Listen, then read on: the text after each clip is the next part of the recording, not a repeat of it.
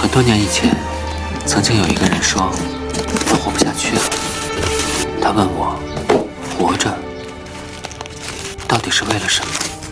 有什么意义？你知道我当时怎么回答的吗？怎么回答的？